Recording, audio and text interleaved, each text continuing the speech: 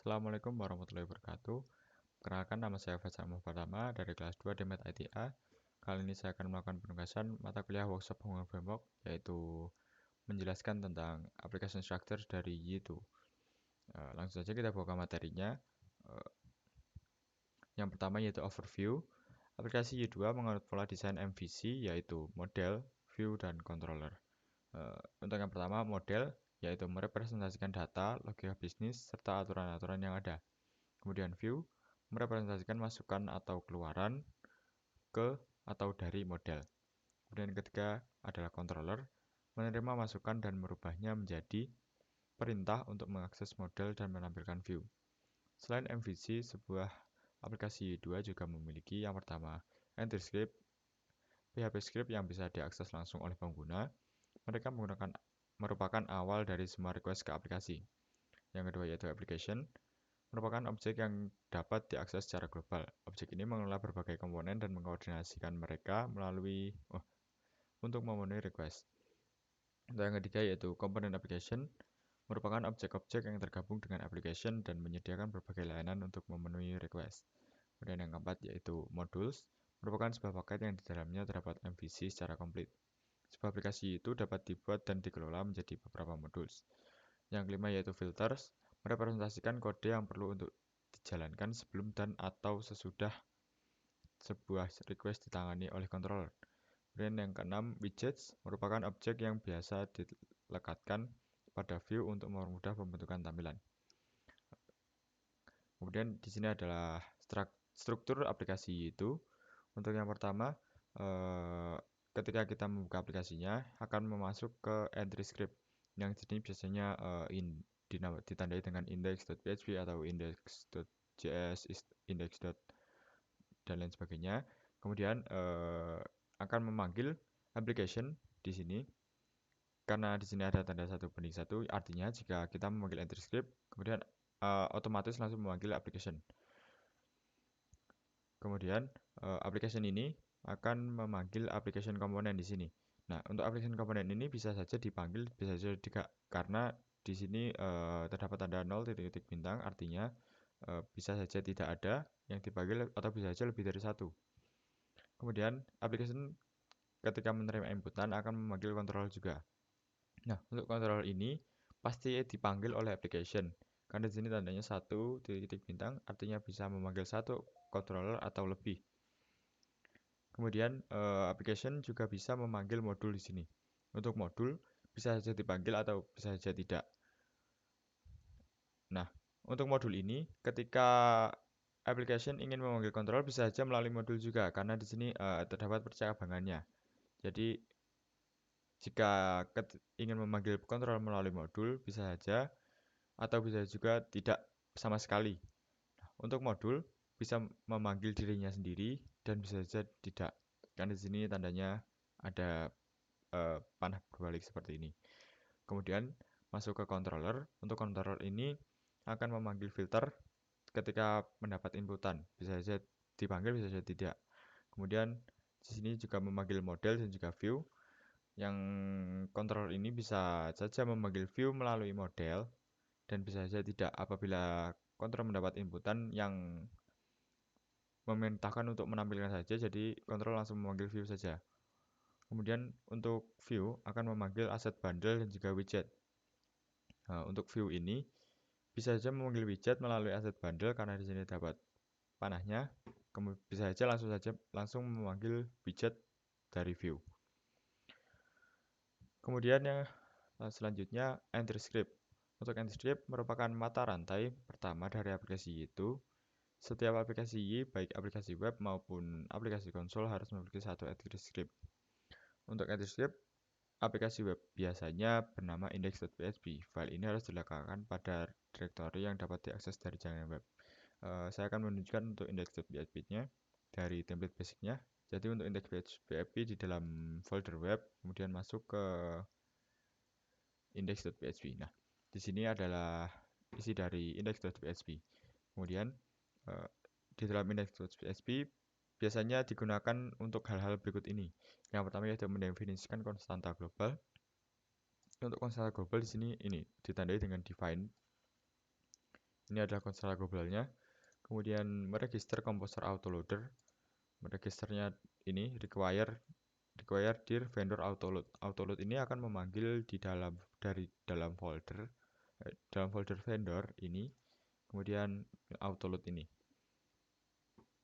Untuk autoload ini, nah ini isinya autoload. Kemudian kembali ke index lagi. Mengikut sertakan kelas Y. Untuk mengikut sertakan kelas Y-nya ini, new Y ini akan mengikut sertakan kelas Y. Kemudian memuat konfigurasi aplikasi. Nah, di dalam ini terdapat config ini yang akan memanggil require dir ini, folder config web ini. Jadi dia masuk ke folder config, kemudian masuk ke web. Nah, ini adalah berisi komponen-komponen atau konfigurasi tadi yang akan dipanggil. Kemudian memuat dan mengkonfigurasi instance dari aplikasi, sama seperti itu. Kemudian memanggil fungsi y-based application run untuk memproses permintaan. Nah, ini tadi. Balik ini terdapat y web application ini, yang run ini. Maka akan memanggil fungsinya itu tadi. Untuk node-nya, selain dapat digunakan untuk membuat aplikasi web, y itu juga dapat digunakan untuk membuat aplikasi konsol. Nah, ini tadi contoh untuk entry script untuk aplikasi webnya. Kemudian masuk ke application. Application merupakan objek yang mengelola keseluruhan struktur dan siklus hidup dari aplikasi itu. Setiap aplikasi itu mempunyai sebuah objek aplikasi yang dibuat di entry script. Objek aplikasi ini dapat diakses secara global, yaitu melalui /y-2.2 $app.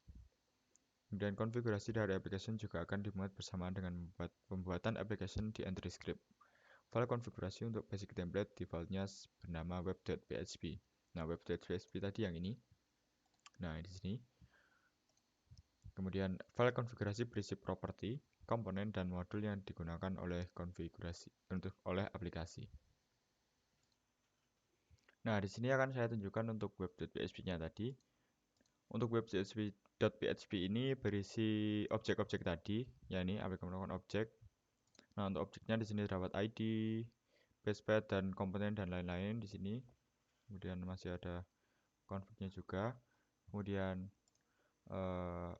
di sini file konfigurasi berisi properti. Nah, propertinya yaitu ini properti.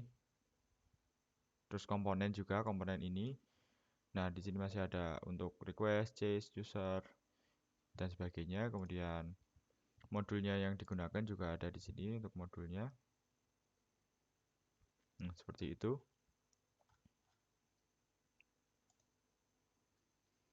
Kemudian selanjutnya yaitu application property.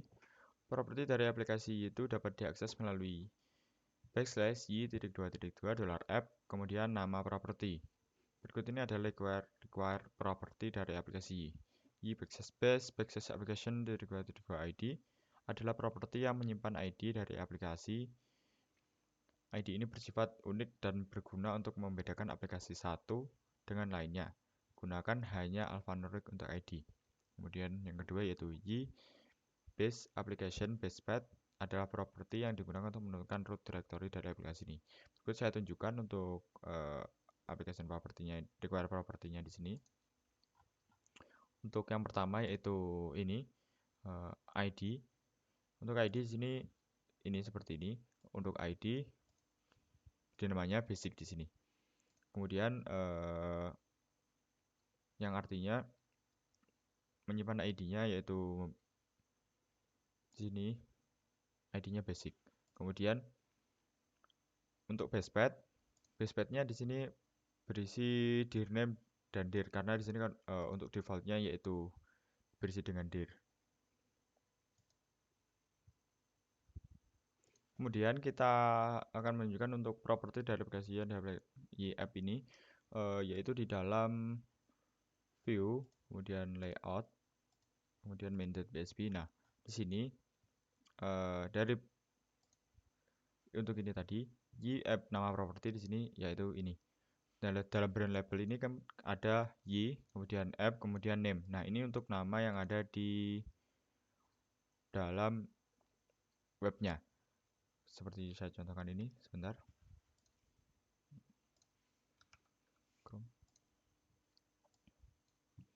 Kemudian kita coba buka XM dulu.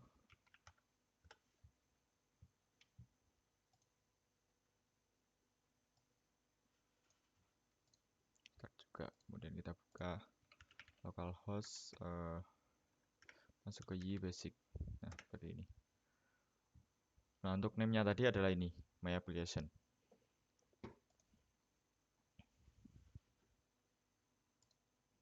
Kemudian untuk selanjutnya ada beberapa properti lainnya, yaitu seperti y base application name untuk menyimpan nama dari aplikasi. Nah, untuk name-nya kita bisa buat di dalam web.php. Nah, di sini kita masuk ke web.php. Kemudian kita coba buat di sini untuk name-nya. Name kita coba isi dengan tes seperti ini. Kita koma dan kita save, kita buka lagi. Kita refresh. Nah, di sini akan berganti menjadi tes. Dan kita kembalikan lagi. Untuk yang selanjutnya yaitu y-based application component merupakan properti yang digunakan untuk menentukan komponen-komponen yang digunakan oleh aplikasi. Untuk komponen, nah ini berisi komponen yaitu request, terus chase, user, error handler, mailer, log, dan sebagainya. Nah, contohnya salah satu contoh di sini untuk DB. Untuk DB ini akan menghubungkan dari ini db.php. Nah, di sini berisi nama database yang sudah saya buat di localhost phpMyAdmin. Ini y_basic, kemudian berisi username dan juga passwordnya. Fungsi dari komponen db ini adalah untuk menghubungkan web kita dengan database yang ada di localhost phpMyAdmin. Kemudian yang selanjutnya yaitu y-based application modules merupakan properti yang digunakan untuk menentukan modul-modul yang dapat digunakan oleh aplikasi. Nah, untuk modules ini seperti ini. Untuk config class modul debug untuk debugging, kemudian modul G untuk aplikasi G-nya. Kemudian selanjutnya yaitu y-based application default route untuk menentukan rute yang akan digunakan jika ada request yang tidak menyebutkan route yang diminta. Nilai default dari properti ini adalah site/index. Jadi untuk default route yaitu ketika kita mengakses webnya, kita akan langsung diarahkan ke path yang sudah dicantumkan. Jadi kita misalkan untuk defaultnya yaitu ini site index, kita coba isikan dengan di bawah ini dan kita isi dengan default route seperti ini. Kemudian kita panah, kita isi dengan path-nya yaitu path-nya site index. Nah, seperti ini. Ini adalah defaultnya. Tanpa diisikan pun defaultnya sudah seperti itu. Nah, ini untuk defaultnya. Kita bisa hapus seperti ini.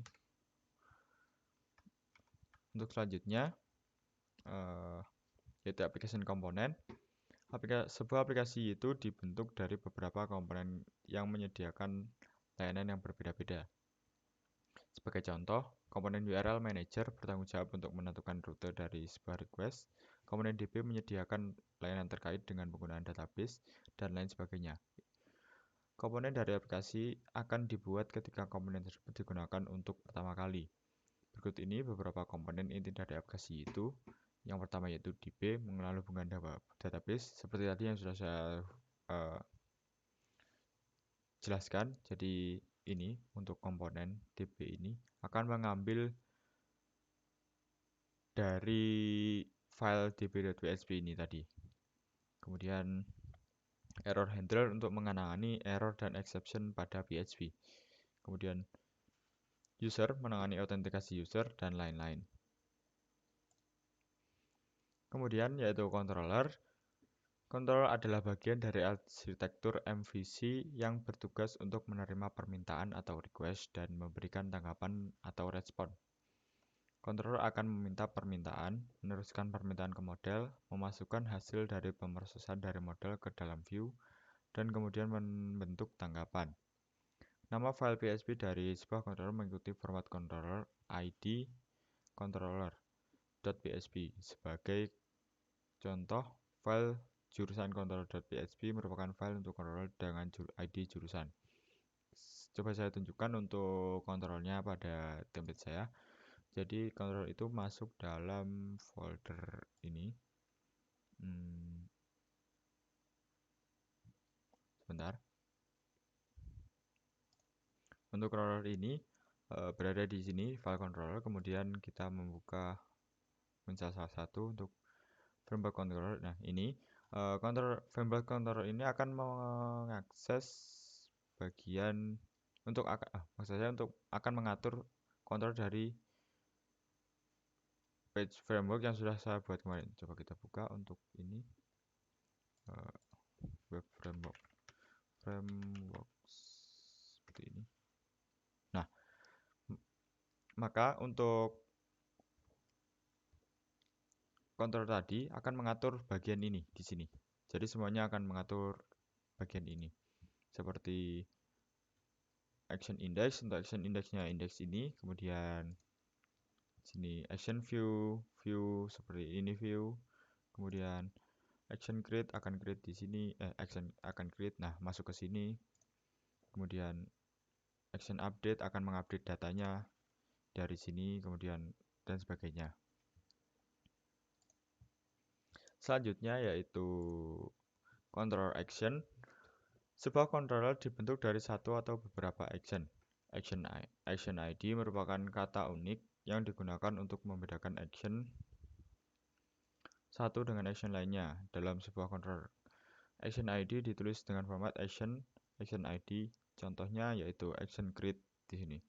Pengguna dapat mengakses action dari controller menggunakan root dengan format controller ID atau action ID. Sebagai contoh, action create dari controller jurusan dapat diakses melalui root jurusan /create. Secara default, action index akan dipanggil jika dalam request hanya menyebutkan nama controller saja tanpa nama action. Action default dapat diganti melalui properti default action. Nah, akan saya beritahu untuk controller actionnya. Di sini ada function yaitu action update yang akan menerima parameter ID, kemudian action delete yang akan menerima parameter ID, dan juga find model yang akan menerima parameter ID. Kemudian selanjutnya yaitu controller best practice. Di dalam aplikasi yang didesain dengan baik, sebuah controller biasanya berukuran sangat kecil dan untuk setiap action hanya berisi beberapa baris kode saja. Secara garis besar dapat disimpulkan bahwa controller dapat mengakses data permintaan request seperti HTTP headers, cookies, request, parameter, dan lain-lain.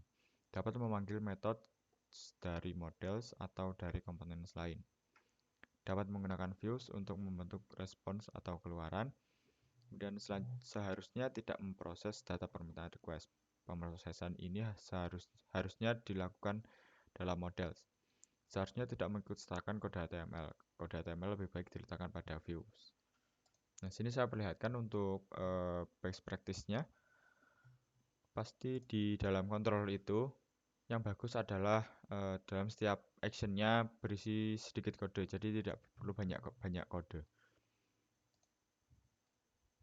Nah, sini kemudian di sini tidak mengikutsertakan kode HTML. Nah, untuk kode HTML-nya lebih baik diletakkan pada views. Nah, untuk ini tadi kan untuk HTML di sini tidak banyak HTML. Untuk HTML-nya dimasukkan pada views. Ini layouts, nama ini webby. Nah, untuk HTML-nya dalam sini kemudian dipanggil ke dalam controller ini. Nah, dipanggil di sini. Kemudian selanjutnya yaitu models. Untuk model adalah bagian dari arsitektur MVC. Model adalah objek yang digunakan untuk merepresentasikan data, aturan-aturan, dan logika bisnis. Model dapat dihubungkan dengan tabel di sebuah database ataupun berdiri sendiri. Sebuah model dapat memiliki atribut label, validation rule, dan lain-lain. Atribut merepresentasikan data dalam sebuah model. Model yang dihubungkan dengan tabel di database secara otomatis menjadikan seluruh field dalam tabel tersebut sebagai atributnya. Atribut dapat ditambahkan dengan cara seperti membuat variabel. Atribut dapat diakses secara normal atau seperti mengakses array, yaitu dengan cara $model test, kemudian panggil dengan nama contoh, kemudian model masuk ke tambah test, kemudian sama dengan contoh. Berikut saya contohkan untuk modelnya, yaitu di sini di dalam mana tadi? Di model, kemudian di dalam frameworks ini di sini terdapat model yang berisi atribut labels ini. Nah, untuk atribut labels ini akan mengatur di sini. Nah, untuk labelsnya ini ID, name, dan language. Jika kita coba mengganti salah satu saja seperti ini, ID, misal ID tambah diri seperti ini. Kemudian kita save, kita refresh. Nah, sini akan berubah menjadi dengan D yang banyak. Kemudian sama juga dengan name juga akan seperti itu. Jadi di dalam framework ini mengatur model yang ada di page ini. Kita kembalikan lagi. Kemudian selanjutnya yaitu model bagian kedua. Atribut labels adalah label yang ditampilkan pada form untuk setiap atribut. Jika model dibuat menggunakan G, maka semua field dalam tabel akan dibuatkan atribut labelsnya secara otomatis. Untuk validasi, setiap data untuk sebuah model yang diterima dari pengguna harus divalidasi terlebih dahulu. Contoh validasi, jumlah huruf maksimal untuk nomor telepon tidak boleh melebihi 15, email harus sesuai dengan bentuk penulisan email yang valid, dan lain-lain. Proses validasi ini dapat diatur melalui method rules. Nah, untuk model sini karena kita buat dengan G, ketika kita generate langsung membuat jadi seperti ini. Jadi sesuai yang kita masukkan pada database, kemudian kita generate melalui G seperti yang kemarin itu. Jadi di sini dapat contoh validasinya. Untuk validasi di sini require, untuk name dan language-nya require, jadi harus diisi, tidak boleh kosong. Kemudian name language-nya memiliki ini tipenya string, kemudian maksimalnya 255. Ini untuk validasinya tadi. Kemudian selanjutnya untuk model best practice-nya, secara garis besar sebuah model dapat berisi atribut untuk merepresentasikan data bisnis. Dapat berisi validation rule atau aturan validasi untuk memastikan validitas dan integritas data. Dapat berisi metode-metode untuk mengimplementasikan logika bisnis. Seharusnya tidak mengakses request, session, atau environment data yang lain secara langsung. Data-data ini harus dimasukkan ke dalam model oleh controller. Seharusnya tidak mengikut sertakan kode HTML. Kode HTML lebih baik diletakkan pada views.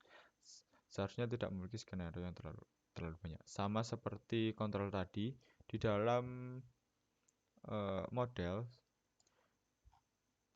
sini juga tidak ada yang namanya HTML. Jadi untuk HTML sudah fokus di dalam views ini tadi, di dalam folder views. Kemudian selanjutnya yaitu views. Untuk views adalah bagian dari arsitektur MVC yang digunakan untuk menampilkan data ke pengguna. View dibentuk menggunakan gabungan dari kode PHP dan HTML. Dengan pertimbangan keamanan untuk menghindari cross-site scripting, terapkan metode pemeriksaan untuk menampilkan data yang dimasukkan oleh pengguna. Gunakan metode yHelpers HTML encode untuk menampilkan data teks, dan juga gunakan metode yHelpers HTML Preferred Process untuk menampilkan data HTML. Nah, untuk views di dalam sini tadi, jadi masuk ke views, kemudian layout masuk ke main.php. Ini adalah views-nya dari aplikasi ini. Nah, di sini tadi terdapat kode PHP dan HTML-nya di dalam sini semua. Ini untuk yang akan menampilkan dari main.php.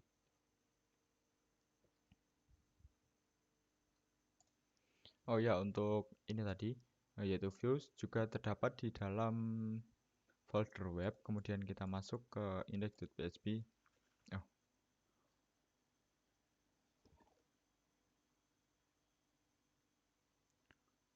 Oh, maksud saya di dalam views ini tadi.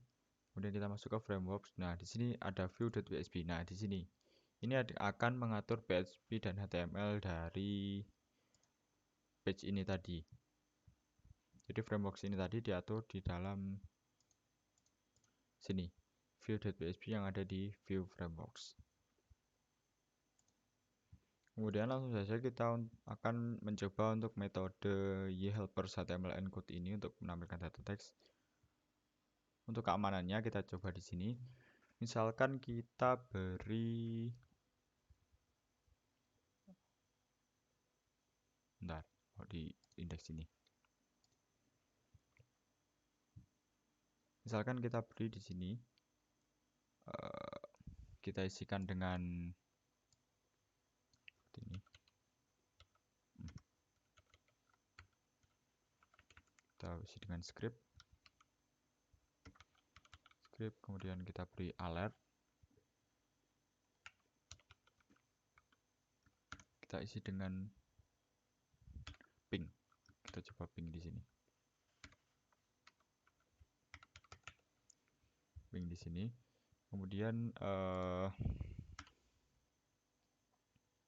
kita rubah ini untuk HTML encode-nya, kita rubah menjadi begini saja. This title. Seperti ini. Kita tambahkan $. Seperti ini. Kemudian kita coba untuk ini. Nah, untuk ini maka langsung seperti ini. Kemudian kita coba untuk menerapkan ini tadi, yHelpers HTML encode ini. Seperti ini. Nah, seperti ini. Kemudian kita save. Maka ini tadi kita ini lagi. Nah, maka ini akan berubah menjadi script alert ping script. Nah, ini tidak akan memunculkan alert yang seperti itu tadi. Kita kembalikan lagi. Frameworks seperti ini. Sudah kembali. Kemudian selanjutnya views bagian 2. Sebuah view dapat dirender atau dipanggil dari controller. Dari controller, sebuah view dapat dipanggil dengan salah satu metode berikut, yaitu render, memanggil view menerapkan layout, kemudian render parsial, memanggil view tanpa layout apapun, kemudian render ajax, memanggil view tanpa layout dengan menginstruksikan semua JS dan CSS biasa digunakan untuk merespon request Ajax, kemudian render file, dan render content. Dua metode ini relatif jarang digunakan. Beberapa views yang dirender dari sebuah controller yang sama harus diletakkan di dalam sebuah direktori yang sama pula. Contohnya, semua view yang dirender dari jurusan controller diletakkan pada direktori jurusan. Kemudian saya tunjukkan untuk bagian views ini, yaitu di dalam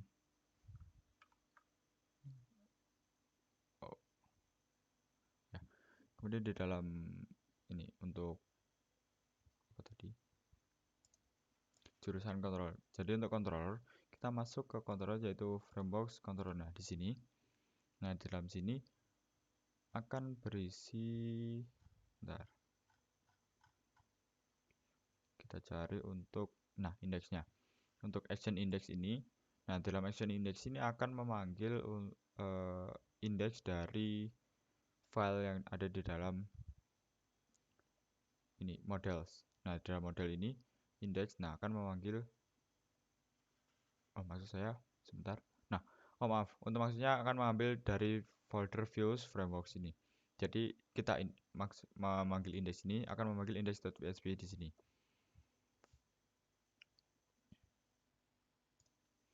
Nah, jadi untuk ini tadi views beberapa views yang diderive dari sebuah controller yang harus diletakkan di dalam sebuah directory yang sama pula. Jadi untuk viewsnya sudah dijadikan satu di dalam views ini, frameworks. Nah, sudah di dalam sini, jadi tinggal memanggil saja. Kemudian selanjutnya yaitu layouts. Untuk layouts adalah views spesial yang digunakan untuk menampilkan bagian yang sama untuk semua atau beberapa views yang ada pada sebuah aplikasi. Secara default terdapat sebuah layout dengan nama main.php. Kemudian tampilan umum yang dimunculkan pada setiap halaman dari sebuah aplikasi seperti menu diletakkan dalam file main.php. Dan saya akan menunjukkan untuk tampilan dari tampilan umumnya, yaitu seperti ini. Di basic ini kita masuk ke web. Nah, ini untuk tampilan dari aplikasi yang ini. Nah, untuk tampilan ini diambil melalui views, kemudian layout di main.php. Nah, untuk tampilan ini akan muncul dari kode yang sudah diberikan di sini. Kemudian kita coba untuk brand labelnya kita ganti.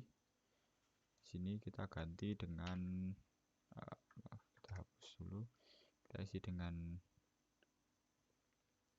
pink juga seperti ini. Dan kita save. Kita lihat apakah ganti. Nah, sini akan berganti. Jadi untuk main.php ini adalah page yang ditampilkan pada laman pertama dari web yang kita akses ini. Dan kita kembalikan. Save dulu. Kemudian selanjutnya yaitu filters. Untuk filters merupakan sebuah objek yang dieksekusikan sebelum dan atau sesudah action pada controller. Filter dapat digunakan dengan meletakkannya di dalam method behaviors pada sebuah controller. Contoh built-in filter yang sering digunakan adalah access control. Filter ini berfungsi untuk memastikan pengguna yang mengakses sebuah action memenuhi syarat tertentu. Ya, seperti ini. Kemudian built-in filter lain yang cukup berguna adalah HTTP JAS untuk mengimplementasikan caching di sisi klien, kemudian PageJAS untuk mengimplementasikan caching di sisi server. Nah, jadi untuk berdasarkan kode di samping ini, jadi behaviorsnya yaitu ketika mengakses page-nya, kemudian kelasnya access control class name, hanya beberapa user saja yang bisa mengakses. Jika ada user yang mengakses page ini akan diberikan akses untuk create saja dan update saja. Kemudian jika di sini tidak ditambahkan beberapa rules juga, jika beberapa user yang sudah diautentikasi, maka akan diberikan untuk sebagai admin di sini. Kemudian selanjutnya di sini assets. Aset pada aplikasi Y merupakan file yang menjadi referensi dari sebuah halaman web. Contohnya yaitu file CSS atau JS. Untuk dapat digunakan, sebuah aset harus diletakkan pada direktori yang dapat diakses dari internet. Pada aplikasi Y2 ini direkomendasikan untuk mengelola aset menggunakan aset bundles. File .css atau .js tidak secara langsung diincludekan dalam view. Aset bundles diincludekan pada view dengan memanggil metode register. Dengan cara ini, file aset yang asli tidak harus diletakkan pada direktori yang dapat diakses dari jaringan web. Y yang akan mengkopikannya secara otomatis. Jika terdapat perubahan pada file aset, misalkan setelah melakukan upgrade, file aset otomatis akan diperbarui. Note-nya, widget akan secara otomatis mengincludekan file aset yang dibutuhkannya. Nah, pada kode di samping ini, untuk file asetnya, sini akan mengambil untuk Y aset bundle-nya, kemudian akan mengambil fontnya. Jadi font awesome asset ini untuk mengambil aset dari font. Kemudian akan mengambil dari CSS site.css. Kemudian di sini akan mengambil bootstrap juga. Oh ya, untuk aset ini juga bisa untuk mengambil seperti icon, kemudian JS dan lain-lain. Kemudian selanjutnya yaitu latihan. Untuk latihannya akan berada di video terpisah. Mungkin cukup sekian dari penugasan dari saya. Apabila ada kurang lebihnya, mohon maaf. Wassalamualaikum warahmatullahi wabarakatuh.